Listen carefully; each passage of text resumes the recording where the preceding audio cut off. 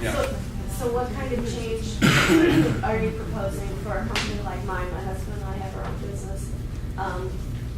The Affordable Care Act is intriguing to me because I think it's going to help us. Our premiums are $925 a month and we're healthy, $3,000 deductible. We cannot grow our business at that rate. Right. And I see some hope for this. I mean, a third of the people in the country, as a Christian Science Monitor survey just this month said, a third of the people want it.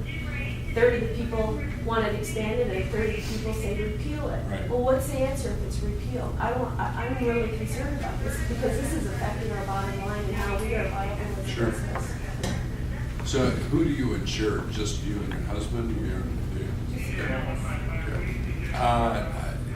What we need to have is, and there are good things when you look at, I don't agree all of No, it. but I'm just saying, things that were agreed to on a bipartisan basis, the insurance companies, everybody was going to go along with pre-existing conditions to have access, to make sure no one was denied coverage, to increase the age somewhat to where people can stay in your policy, take off the catastrophic caps, so that if you have, cancer or something like that, it's catastrophic, that there is not a cap on that coverage. Okay, everybody agreed with that stuff.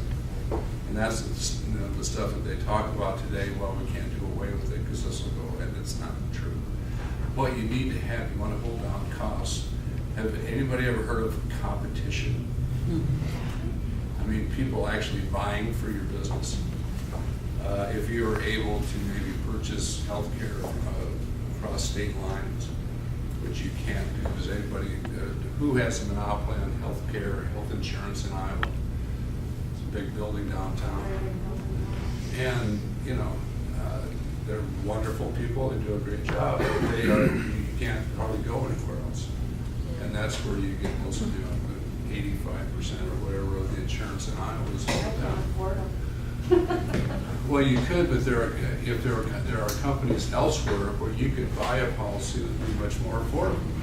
How about if you're in a small business? What's your small business? Graphic design photography. Okay, how about if all the graphic design photographers all over the country got together and bought a group plan? I think we should be allowed to do Huh? that. As a We chamber, should be allowed to. No, I mean, but you can't do that. What they want, and costs, it has already increased costs more in your policy than it would have otherwise.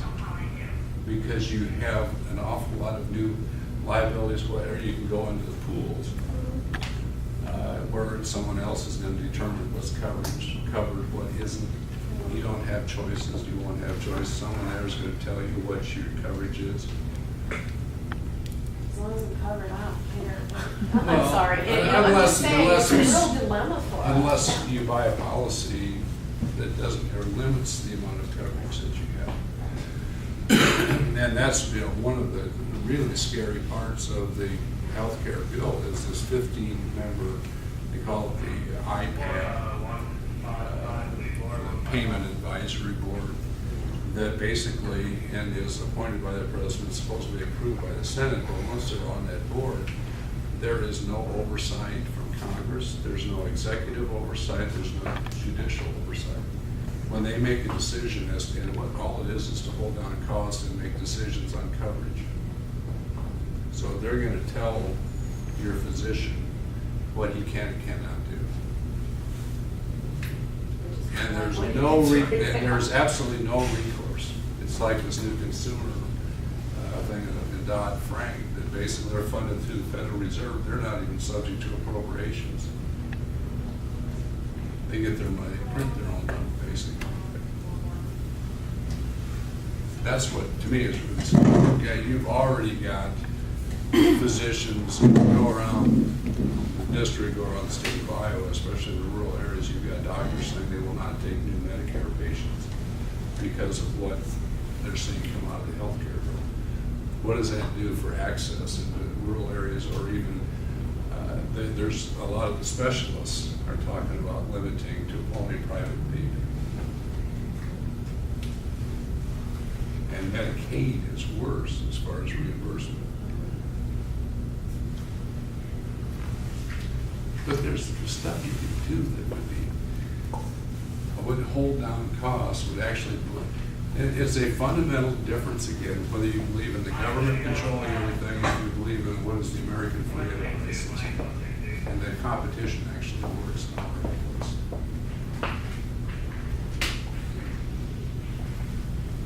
Progress. Huh? Just progress, something changing, and seeing it, even if it works, you know. But thank you for Well, that. remember how the healthcare bill was passed? Remember Christmas Eve, 2 years ago, they had the Cornhusker kickback in it, the Louisiana purchase, the Florida special Medicare deal down there. If there was one thing that was waiting on both sides of the aisle, Republicans and Democrats in the House, that thing that the Senate passed on Christmas Eve would never work.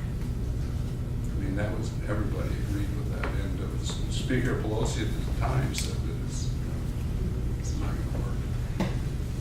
So what happened with the election in Massachusetts with Scott Brown? They didn't have 60 votes to push it through the Senate anymore. So what the only recourse left was for Speaker Pelosi to bring exactly the Senate bill to the floor of the House and then force people to vote for it and pass it.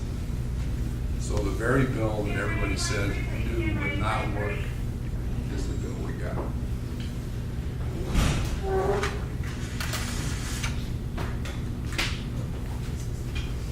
Anyway.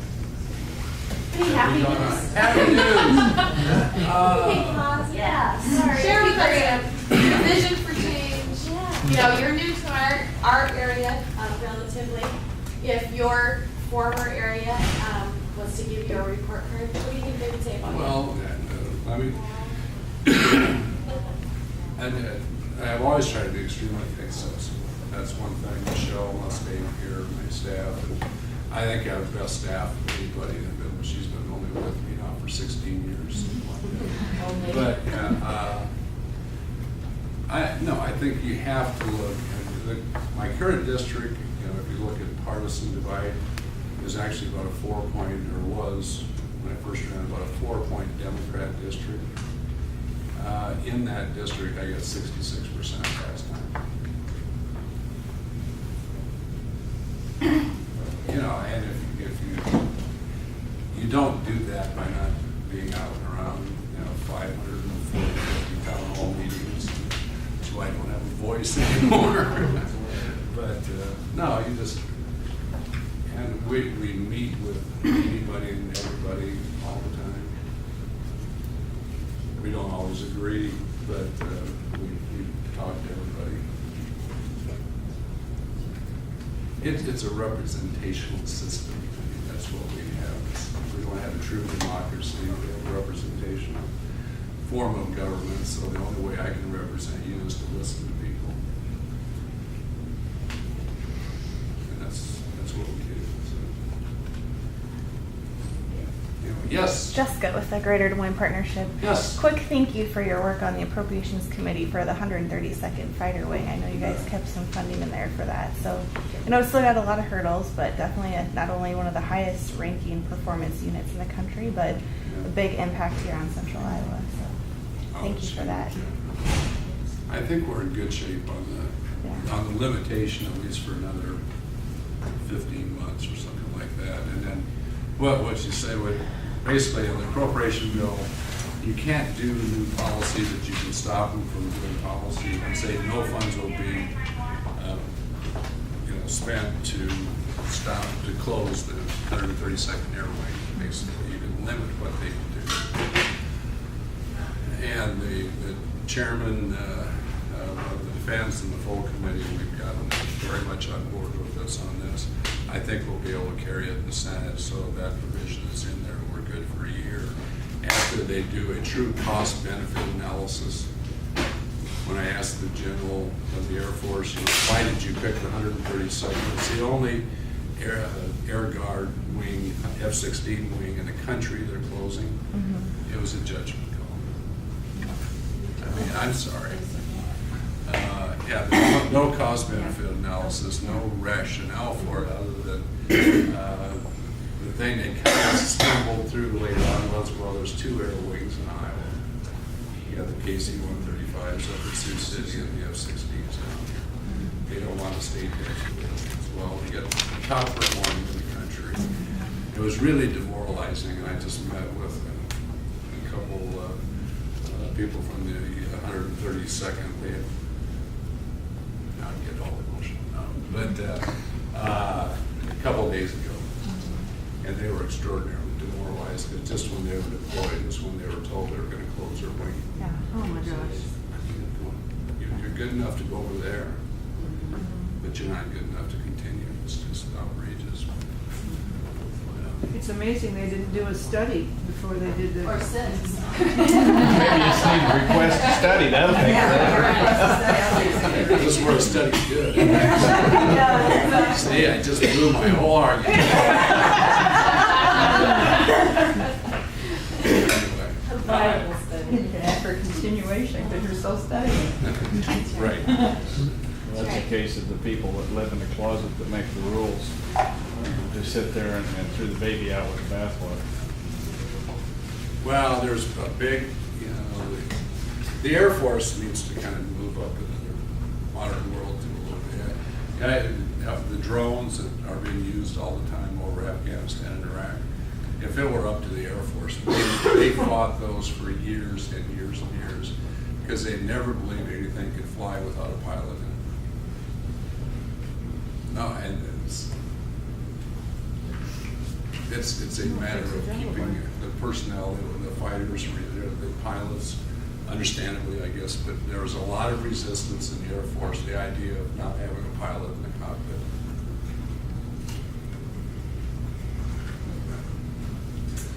Whatever. Anyway, no, good news. I think we have great opportunities in this, like, I think nowhere else in the country, I think, for growth here.